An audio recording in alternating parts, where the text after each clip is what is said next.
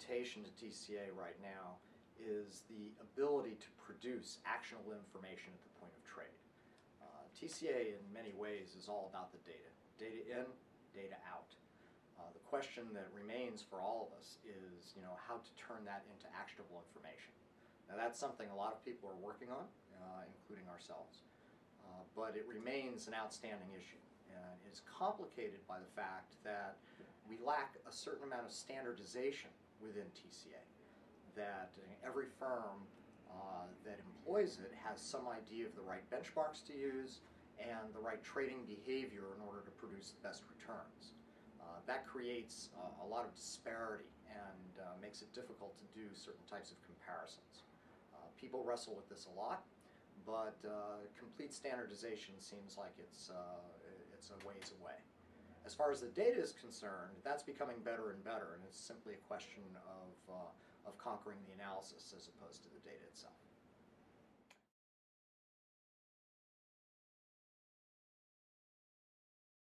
Overall, I think the effect is positive, and for people we work with that pay attention to that interaction quite a bit, I think it's been very positive. The first thing it does is it really raises the issue of a portfolio manager's behavior relative to the way that stock selection will be traded. Because the implementation of the investment decision in many ways can be as important as the investment decision itself. That's particularly true with respect to any alpha inherent in the stock selection and in the trading itself.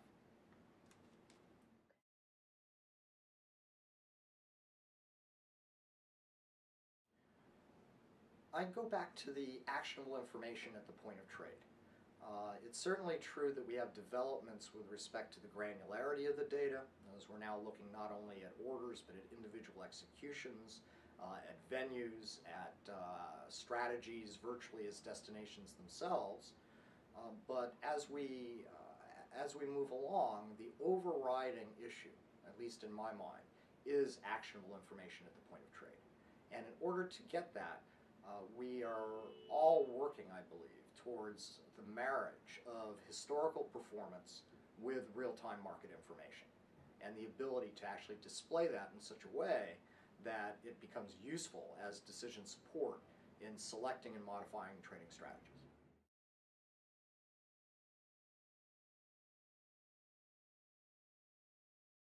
Well, you start with the term systemic, or systemic failure if you like, because it's not so much stability but the lack thereof.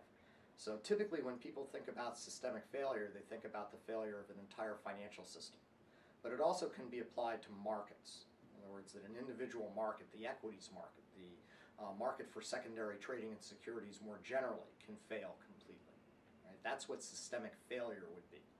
So systemic instability simply means variations, right, that actually could lead to systemic failure. And as such, that's a very scary concept. How do we deal with this? That's part of the puzzle. It's part of the puzzle for several reasons, and it's part of the new vocabulary. One thing the new vocabulary teaches us is that, taking algorithms as an example, even if every algorithmic trading strategy was perfectly stable, it's actually possible that the overall system itself, the overall market itself, can be unstable. Something called the fallacy of composition. The notion of dealing with it is even more thorny, especially, I would think, at the conceptual and policy level. And the reason for that is one of the new buzzwords that's being thrown around is something called the socioeconomic system of systems.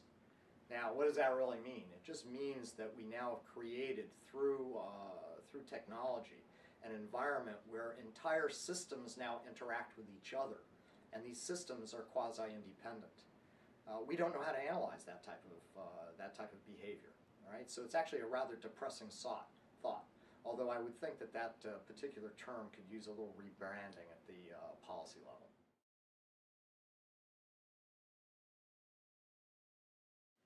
At the policy level, we are afraid.